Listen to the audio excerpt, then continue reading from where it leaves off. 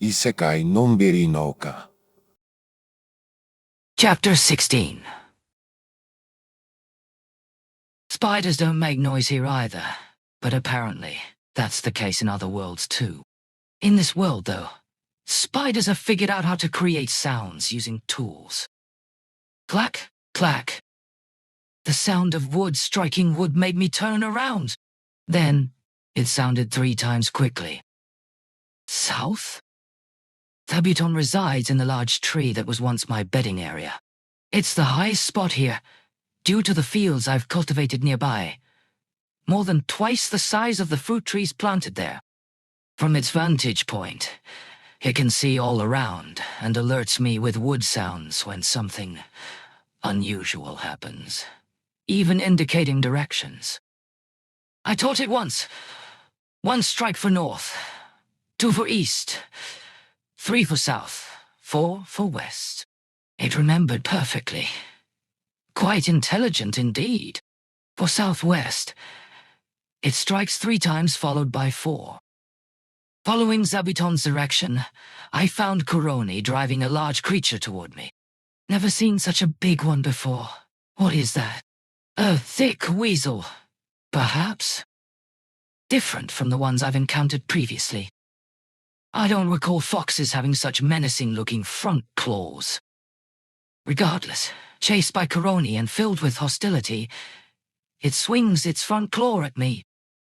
Can't let that happen, so I quickly ready the all-purpose farming tool hoe. When holding the all-purpose farming tool, it's easy to stay calm. My physical abilities seem heightened too. I dodge the front claw lightly, then thrust the hoe into its neck until...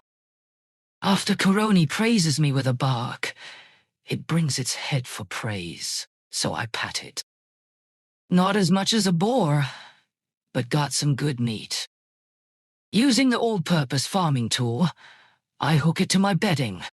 Zabuton descends to help process. Hanging the hide on trees using Zabuton's thread makes cleaning and skinning easier. Zabuton efficiently removes the hide, taking it up to the tree where there are now many hides. But winter is coming fast.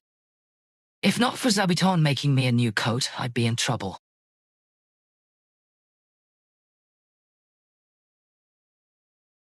Also, that large bag Zabuton made stuffed with bedding grass became my futon. Made another one as a quilt too, keeping nights cozy. As I pondered harvesting the potatoes, sweet potatoes, radishes, and carrots planted in my field that would keep well, snow began to flourish. Could it be colder here than I thought? I hurriedly finished the harvest. After storing them in the basement, I wondered if the fruit trees needed cold protection measures, but I had no idea what those might be. For now, I'll leave them as is. Sorry about that. Kuro and the others seemed to understand that winter was coming.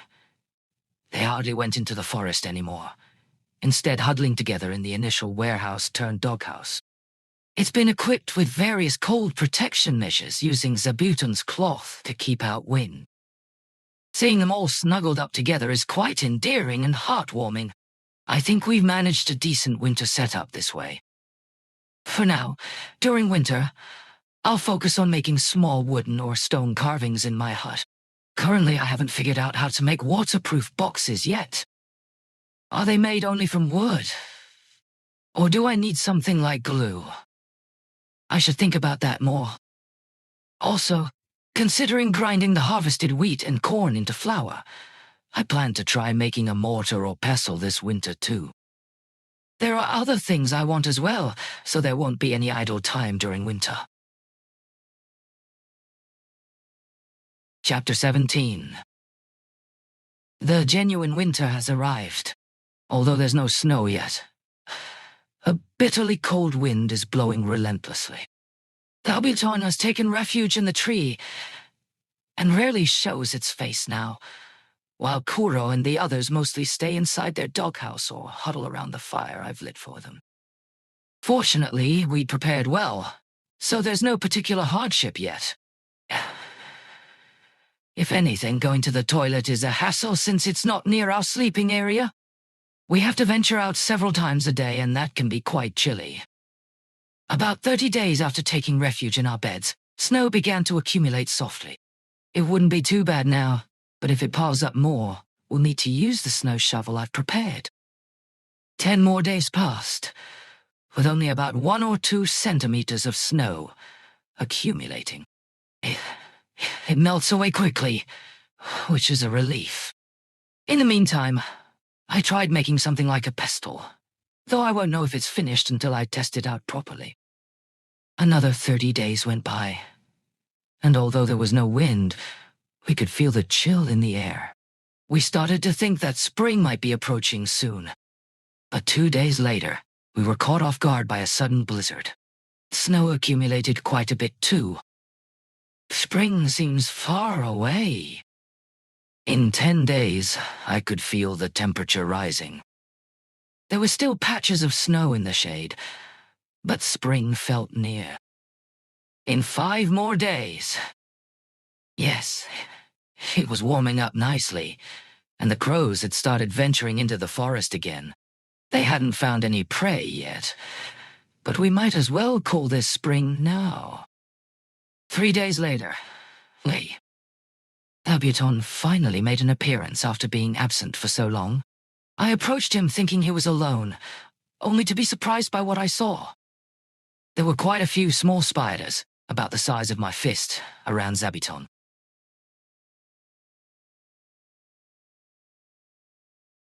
They seemed like his children. I wonder if they're female, and where's their father?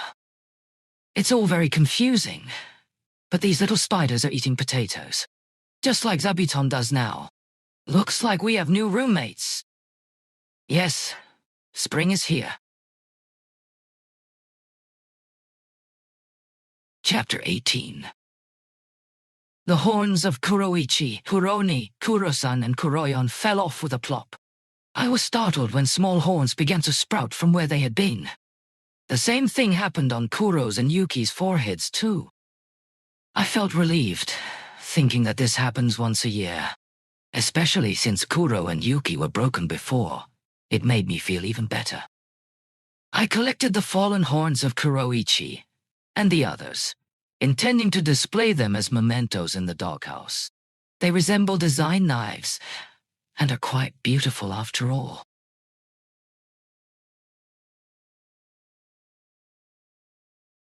Will they continue to grow from now on? For now, I resumed my activities starting with the fields. Many crops were consumed during winter. During that time, I thought about growing vegetables rich in flavor since we lack seasonings. Garlic, onions, green onions, though not for Kuro and the others, it would enrich my diet if they grow well. Also, tea. I wish I had realized this sooner. After considering what to plant next, I decided on cabbage and spinach for the remaining 2 fields. The fresh produce is important. Once the fields are done, next is checking the log fence and moat around them. I worried if anything happened during winter, but the log fence seems fine. There's a rabbit with fangs that fell into the moat and died. It must have attacked. Even considering hygiene, it can't be eaten. After praying, it was used as fertilizer. Similarly, check the pond and drainage canal. The canal is all right, but there's some water in the pond which surprised me. Oh, right. Because of the snowfall that melted and gathered here. The bottom of the pond won't leak since I hit it with the all-purpose farming tool hammer. Will it rot? Can't drain it as the drainage canal is much higher than where the water's stored. Nothing can be done about it now. Started working on creating a water route to draw water from the waterfall again after such a long break. It feels good doing this work again, but there seems to be plenty ahead still. Each time I approach the waterfall, more earth needs to be piled up. Wonder if there's an issue with the angle. But first, need to reach the waterfall before making any adjustments. It reminds me of building the Great Wall of China, and suddenly realized it. a waterway connecting my sleeping spot to the waterfall. "This wall is quite something, isn't it?" I remarked. "If we don't open some passage holes for traffic somewhere, animals might get stuck and start destroying things. First off, I can hardly go beyond this wall myself. It's inconvenient." "Well, let's leave those passage holes for after the aqueduct is finished," I said to myself. No need to rush that part. But on a whim, I decided to go ahead and carve out several traffic holes anyway. Partly for a change of pace, and partly because, well, who doesn't love digging tunnels? Chapter 19. The chill had completely lifted, and it was a pleasant warm day when Kuroichi, Kuroni, Kuro-san, and Kuroyon stood before me with serious faces. "What's going on suddenly?" I asked, noticing that their horns were fully grown again, looking slightly more majestic than before.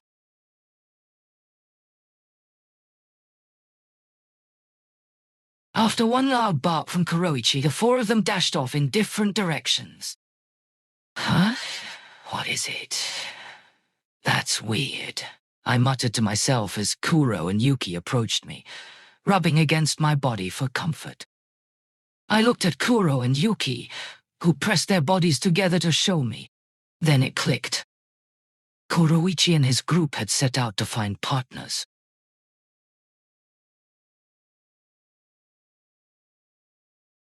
"Ah, I see now," I sighed, understanding, but also feeling a pang of loneliness.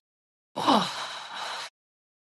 The next day or so after Kuroichi's departure, Kuro and Yuki seemed more determined than ever. "I won't ask what it is. It's kind of nice that you're being considerate towards me, but it only makes my heart ache more. I want a bride, too. Now that Kuroichi and the others have left, there's no one from their group staying by my side anymore. Either Kuro or Yuki would try to stay nearby, but I asked them to help with hunting instead. As for watching over the fields, Zabuton's children are doing their best. They're using strings like lassos to hunt and scare away birds that approach the field, and they even eat any bugs that attach themselves to the crops. The only downside is that I have to be careful where I step when entering the field, as they can reach up to fist-sized proportions if left unattended. I've asked them to stay in higher places whenever possible, so now they're moving around skillfully at about 5 meters above the fields and jumping down like bungee cords when there's something they need below.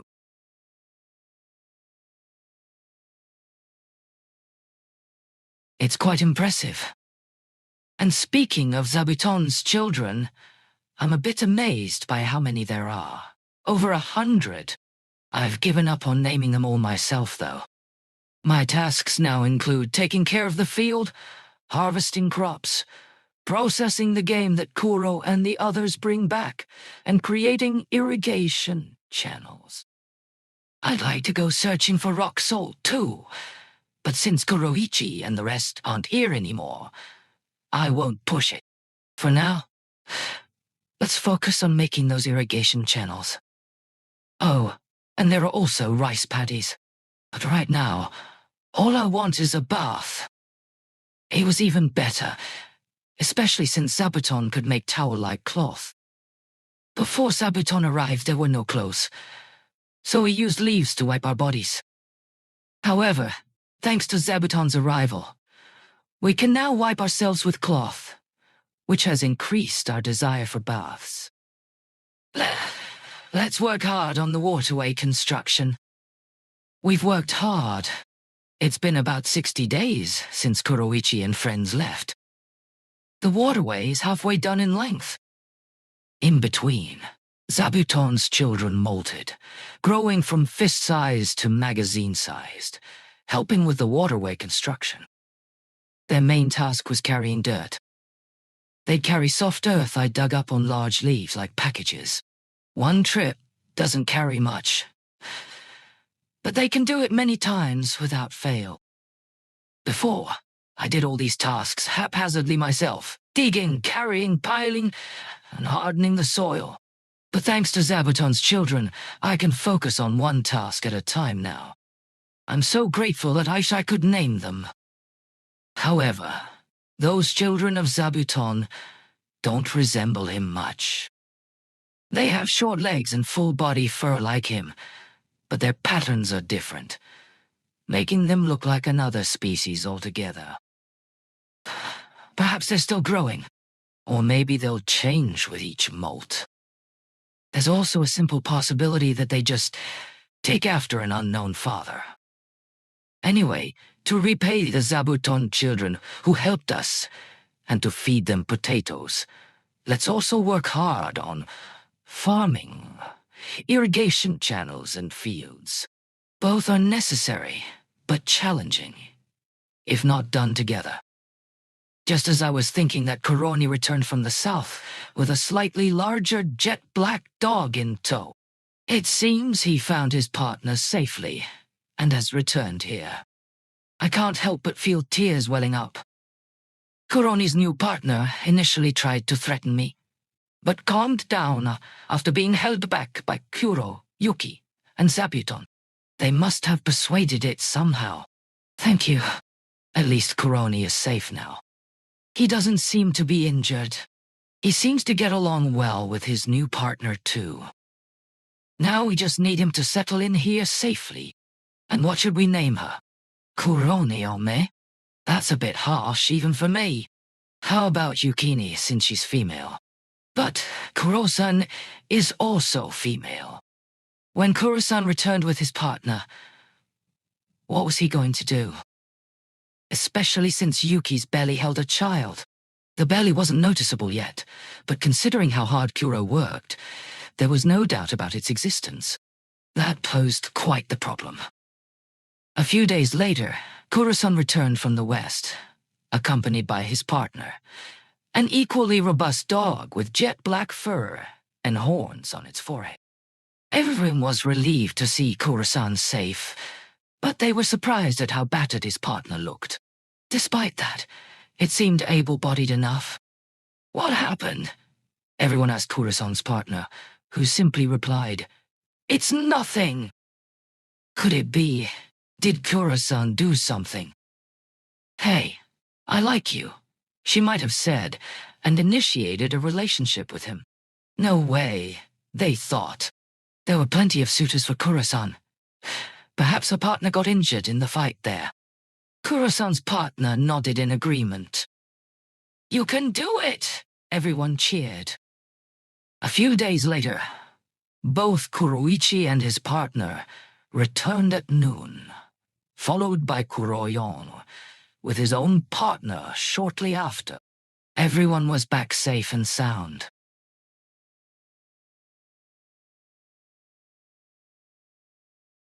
Kuroichi stood tall and proud, while his partner seemed completely smitten with him. I could sense he was boasting about his partner, so I patted him on the head. Kuroyon looked battered, giving off a similar vibe to Kuro-san's partner. Did someone get hurt? No. He must have challenged and won in the battle for partners. I wish they'd build happy families together. But now that he's back, naming them is proving difficult. Maybe it's best if we just give up on this like with Zabuton's kids. After all, each couple will have 3 to 5 offspring soon. We'll need to consider expanding the fields for food too. Let's do our best in various ways. I've renewed my resolve. Chapter 20. Kuroichi's partner, Alice. Kuroni's partner, Iris. Kuro-san's partner, Uno-dotoi. Kurion's partner, Ellis. The names have been decided. To avoid confusion, they're arranged in order.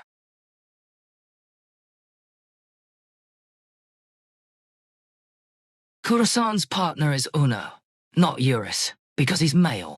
Incidentally, Uno seems to be the most attached to me among our new additions.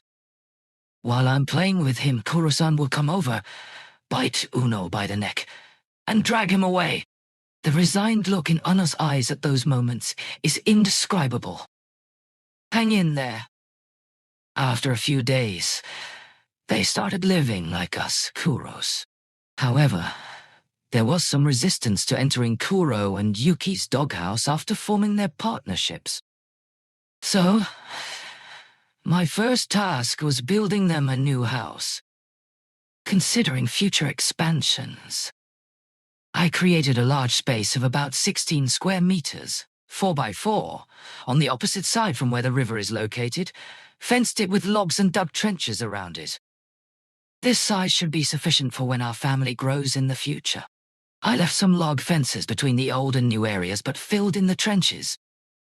Leaving them as they were gave an unwanted feeling of isolation. With my all-purpose farming toolen, digging or filling was easy enough to do. And so we began building small houses for each couple to live in. The initial space where Kuro and the others lived was intended as a storage area, so it's quite spacious. However, considering that Kuroichi and his family would be living there too, perhaps something around 4.5 tatami mats in size would suffice. But then again, Kuro himself is quite large. I'd need to consider my own height. The height needs to be decent too. We built one first to test the waters, and it seemed like Kuroichi was eager to move in right away, so that's good news at least. I don't want them fighting over territory though, so building more houses will be our top priority moving forward. We'll have to think about that later. While we were at it, I decided to dig a well for Kuroichi and the others drinking water too. The aqueducts are still under construction, and transporting water from the first well here would be quite troublesome. I dug the well with a gentle slope leading downwards so they could drink directly from it. Just like the first one, I hit water at around 10 meters deep.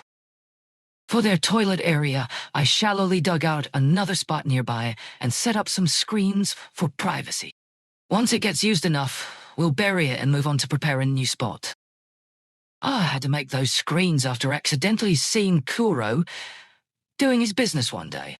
It was pretty awkward for a while afterwards. But honestly, aside from winter nights or rainy days, Kuroichi usually takes care of things in the forest himself. He's quite clean about it too. Let's prepare this new area with that in mind and call it Dog Area, moving forward. When I asked if they'd like to move into Dog Area together, though, they refused. Well then, let's get started on building more houses for our growing family. It was probably better this way, so it wouldn't be lonely.